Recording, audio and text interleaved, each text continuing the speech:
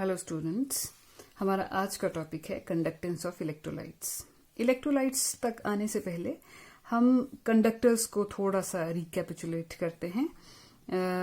Conductors हमें मालूम है कि दो substances which allow passage of electricity through them are called conductors, कि जिनमें से इलेक्ट्रिसिटी या करंट पास किया जा सके उन मटेरियल्स को हम कंडक्टर कहते हैं। अब कंडक्टर के भी आगे टाइप्स हैं कि उसमें से फर्स्ट है those which conduct electricity without undergoing decomposition are called electronic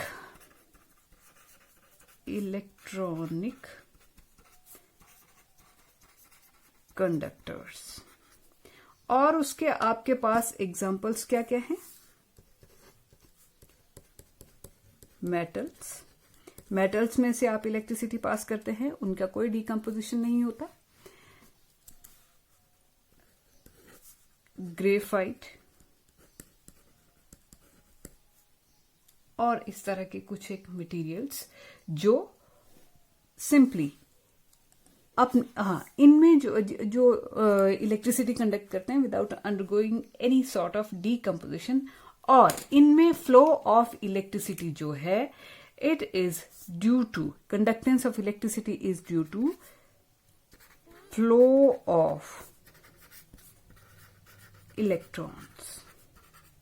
ये नोट करने वाली बात है कि जो इलेक्ट्रॉनिक कंडक्टर्स हैं they conduct electricity due to flow of electrons. Okay, then we move on to second type, that is electrolytic या electrolytes.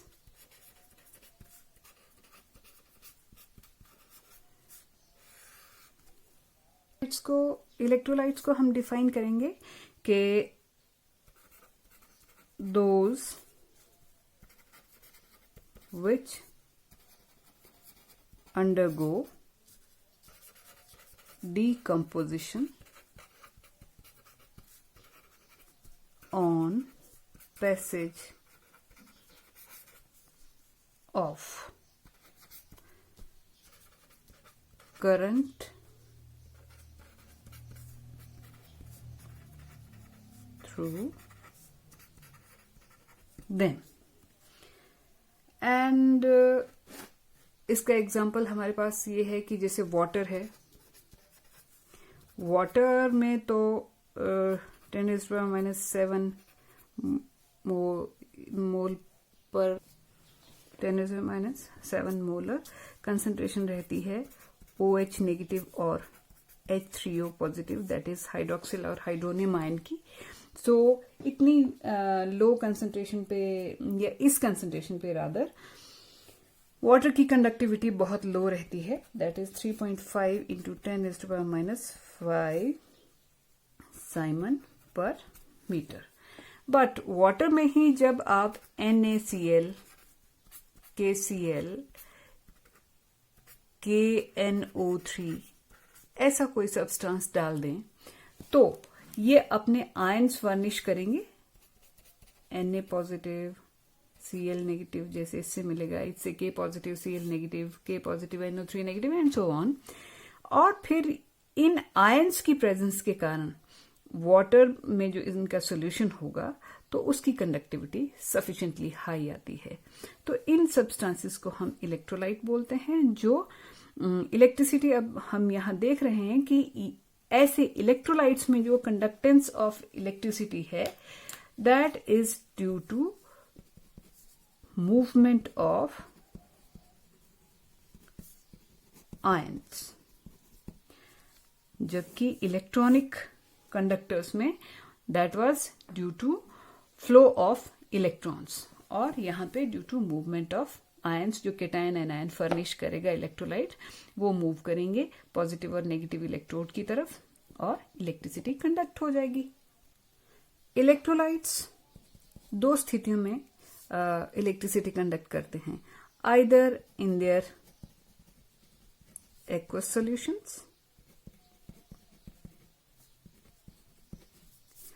और दूसरा इन देयर मोल्टन फॉर्म। अगर उनको पिघला दिया जाए तो भी आयंस जो हैं वो मूव कर सकते हैं। एक्वस सॉल्यूशन में ये है कि पानी में जब डिसॉल्व कर देंगे आप इनको, तो जो केटायन और एनायन होंगे उनको फ्लोट करने के लिए एक मीडियम होता है पानी। अदरवाइज सॉलिड स्टेट में इलेक्ट्रोलाइट्स कंडक्ट नहीं कर पाएंगे। और मोल्टन में भी cation and anion can float और move from one corner to other corner in liquid medium. तो मीडियम जो है वो लिक्विड चाहिए, आइदर इन मोल्टन फॉर्म और इन एक्वस सॉल्यूशन, तो इलेक्ट्रोलाइट्स इलेक्ट्रिसिटी कंडक्ट करेंगे। अब इलेक्ट्रोलाइट्स फर्दर दो तरह के होते हैं। One is strong electrolyte,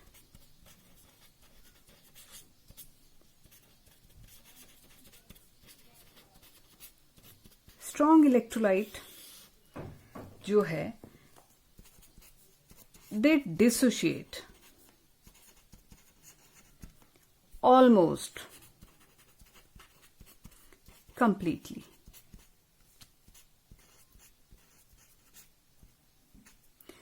in aqueous solution। जब आप इनको वाटर में डिसॉल्व करेंगे तो ये कंप्लीटली ए बी को इलेक्ट्रोलाइट है, तो वाटर में जाके ए केटायन अलग और बी एनायन सेपरेट हो जाएंगे, डिसोशिएट हो जाएंगे। और फिर अगर ये 100% डिसोशिएट हो गया है तो 100% केटायन देगा, 100% एनायंस देगा। इसलिए इनकी जो मूवमेंट है यानी कि passage of current, carriage of current और इलेक्ट्रिसिटी जो है वो बहुत हाई होती है स्ट्रॉन्ग इलेक्ट्रोलाइट्स की। So we can say that strong electrolytes conduct electricity to a large extent. इनकी कंडक्टेंस बहुत हाई होती है। Then we come to weak electrolytes. They have very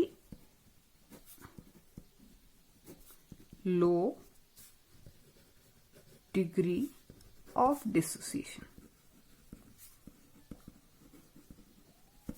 therefore their conductance is also low। क्या मतलब हुआ, जैसे CD कोई electrolyte है, आपने इसको वाटर में डिसॉल्व किया, तो अगर 100 मोल्स डाले थे, 100 में से रफली 40 डिसोशिएट कर गया, तो 40 उसने C पॉजिटिव दे दिए और 40 ही आपको D नेगेटिव दे दिए, और जो अनडिसोशिएटेड पार्ट बच गया वो बच गया 60। तो इसकी कंडक्टेंस जो थी वो 40 के हिसाब से आएगी, जबकि आपने कितने मोल्स डाले थे, 100 मोल्स डाले थे, उनमें से केवल इतने, मीन्स डिसोशिएट होने की टेंडेंसी फ्रैक्शन जो है वो बहुत कम होता है। इसलिए जब आयंस कम प्रोड्यूस होंगे तो इलेक्ट्रिसिटी भी कम कंडक्ट करेगा। अब हमें इसके एग्जाम्पल्स पता होने चाहिए। स्ट्रॉन्ग इलेक्ट्रोलाइट के एग्जाम्पल्स है HCl, HNO3, NaOH, KOH, H2SO4।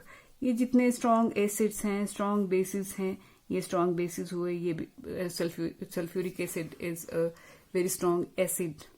तो स्ट्रॉन्ग एसिड्स और बेसिस जो हैं या फिर इनके सॉल्ट्स जो होते हैं, they are strong electrolytes. Now weak electrolytes के एग्जाम्पल्स पता होने चाहिए। HCN, carbonic acid, H3PO4, acetic acid, they all are weak electrolytes. Dissociate करते हैं लेकिन कंप्लीटली नहीं करेंगे, तो जितना कम डिसोशिएट करेंगे कंडक्टेंस भी उतनी ही कम रहेगी। सो कुछ ऐसे सब्सटेंसेस होते हैं जो ना तो स्ट्रॉन्ग इलेक्ट्रोलाइट होंगे ना वीक मतलब उनका सोल्यूशन बना भी दें और उसमें से आप इलेक्ट्रिसिटी पास करना चाहें, सोल्यूशन बन जाएगा वाटर में, लेकिन इलेक्ट्रिसिटी पास नहीं होगी। जैसे यूरिया,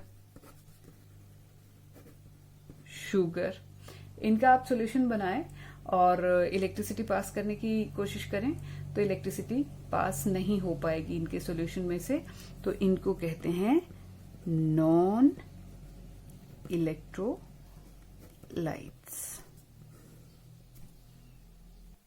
अब हम बात करेंगे फैक्टर्स अफेक्टिंग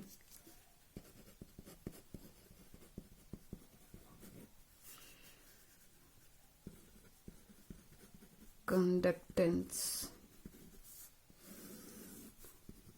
of electrolytes। वो कौन कौन से फैक्टर्स हैं जो ये डिटरमिन करते हैं कि इलेक्ट्रोलाइट अच्छे से कंडक्ट करेगा, मींस उसकी कंडक्टेंस हाई होगी या कंडक्टेंस लो रहेगी, तो किन कारणों से? सबसे पहला तो नेचर ऑफ इलेक्ट्रोलाइट।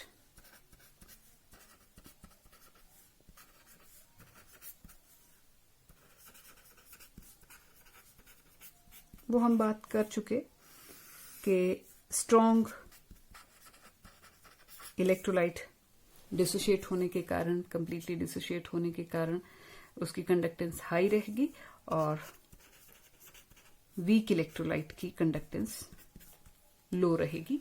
ये हम पहले डिस्कस कर चुके हैं कि इनके आयंस ही, वीक वालों के आयंस कम फर्निश होंगे, इसलिए इलेक्ट्रिसिटी कम कंडक्ट होगी, और स्ट्रॉन्ग वाले बहुत सारे आयंस प्रोड्यूस करेंगे। तो इलेक्ट्रिसिटी कैरी तो आयंस नहीं करनी है, जिसके आयंस ज्यादा प्रोड्यूस होंगे वो अच्छा कंडक्टर होगा, उसकी कंडक्टेंस जो है वो हाई रहेगी। Second thing is size of ion.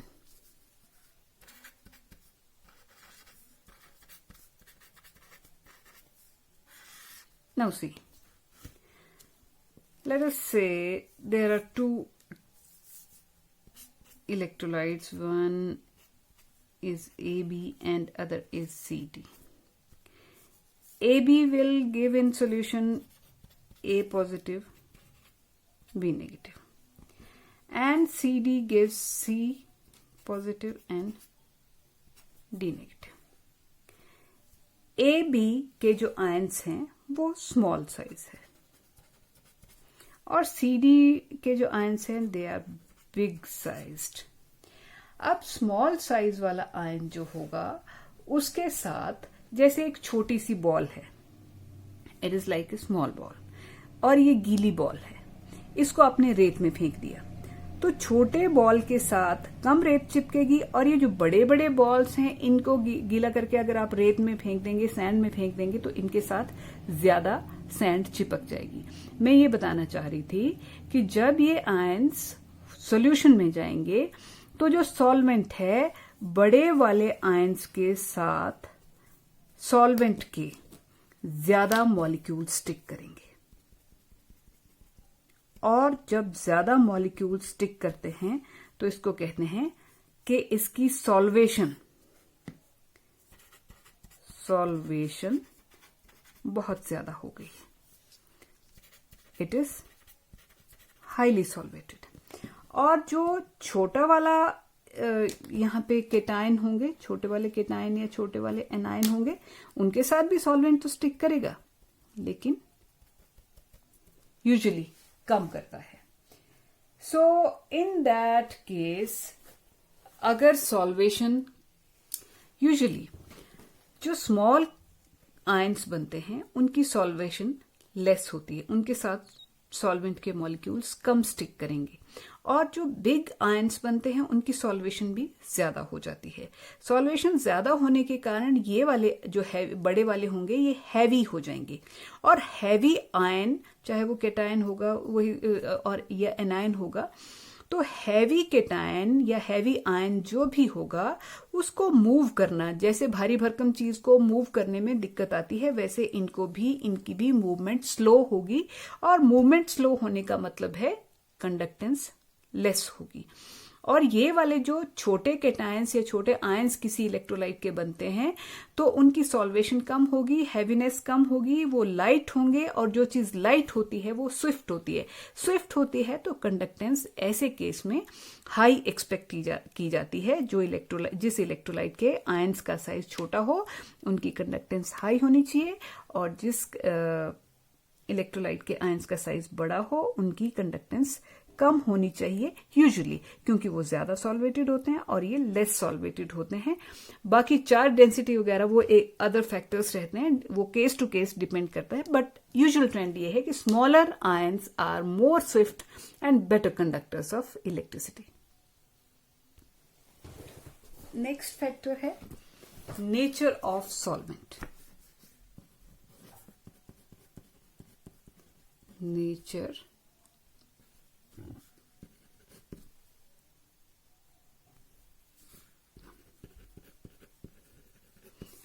में दो चीजें इसकी कंसीडर करते हैं, एक पोलैरिटी और दूसरी विस्कोसिटी।